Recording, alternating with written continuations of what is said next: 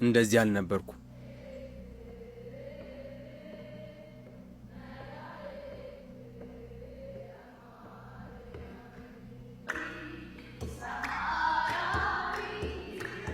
እናቴ ሳድግ ላንቺ ቤት እገዛልሻለሁ።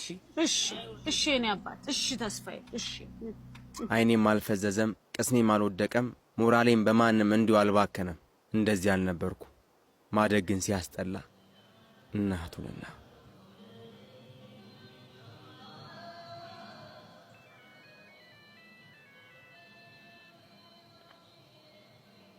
ላናግረም ፈልገው ጉዳይ አለኝ። የምናውቀው ቦታ ነው።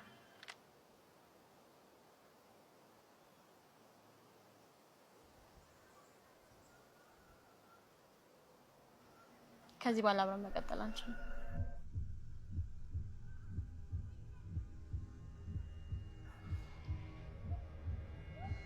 ይሄ ለነገርን የቀጠልኩ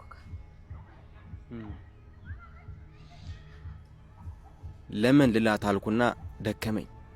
ወዳታለሁ። አብረን የማይረሱ ጊዜያቶችን አሳልፈናል። ለምን ለማለት ግን ድፍረቱን አጣሁ። ለምን ካልኳት በኋላ የምትመልሰው መልስ አስፈራኝ። ይበልጥ መልሷ እንደሚሰብረኝ ተሰማኝ። ገንዘብ የለህም፣ ደሃ ነህ፣ ማስተዳደር አትችልም፣ ቃልን አልጠበቅም። ይህ ሁሉ መልስ ነው። ልክ ነች። እስኪ ራስን ተመልከተው። በቁም ሞተሃል እኮ። ጸጉርን ተመልከተው። ልብስን ይኸው። እንኳን ለሷ ለራስ አትሆንም። ደካማ ነህ። ቃል መጠበቅ አልቻልክም። አትችልም። አስቸው ሞክረሃል፣ ጥረሃል። እንደምታስበው አንተ ሰነፍ አይደለክም። ሁሉም ነገር ጥሩ ይሆናል። በልቤ እንድትሄድ ፈቀድኩላት። አይኔም ባመለጠው። ይህ ሁሉ የሆነው ስላደግኩ ነው። ማደግ ግን ሲያስጠላ እናቱንና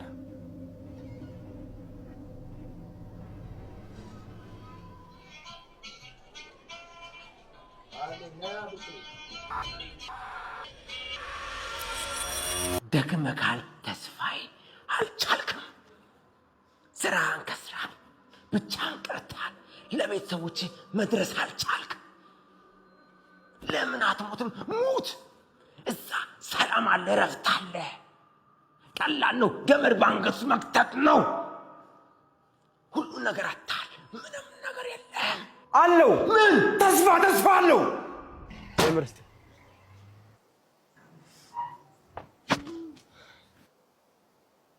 ተስፋዬ ናልኝ የኔ አባት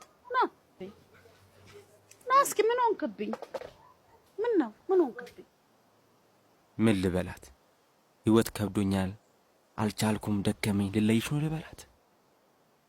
ፈገግ አልኩና ጥሩ የመሰናበቻ ጊዜ ሆነኛል ብዬ ማሰብኩ። ህይወት የማርያም መንገድ አታውቅም። ከወደክ ሁሉም ይረግጣል። ተስፋዬ ያልኩህ እኮ ተስፋ እንድትሆነኝ ብቸኛ ስለሆንኩ አንተ ብቻ ስላለኝ ተስፋ እንድትሆነኝ ብዬ እኮ ነው የኔ አባት። ምን ሆንክብኝ የኔ ጌታ? አየክ፣ የምትኖር ለአንተ ብቻ አይደለም ለሚወዱን ሰው ጭምር ነው። አልረፈድም፣ ገና ጠዋት። በልጅነት ያሰብከውን በጠቅላላ ታደርገዋለህ። እሱን ቶ ሳይጦራ ታረጀችበት። ደክሞሃል። ዝም በል። ገና ነኝ። ደህና ነህ ልጄ?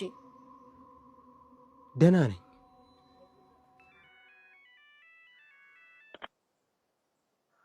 ሰላም፣ እንዴት ነህ? ያስገባው ፕሮፖዛል ተቀባይነቱን አግኝቷልና መች መምጣት ትችላለህ?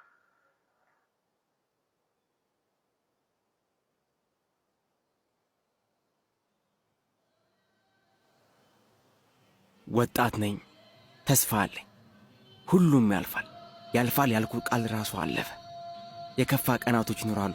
ከዛ ባሻገር መልካም ቀናቶች ይመጣሉ። ባለማቆም ውስጥ ለውጥ አለ። ሞት ያሰኙንን ሰዎች በመኖር ነው የምናሸንፋቸው። መኖር ካለ መኖር ሳይሻል አይቀርም። ከመኖር ተስፋ አለ፣ ካለ መኖር ምንም።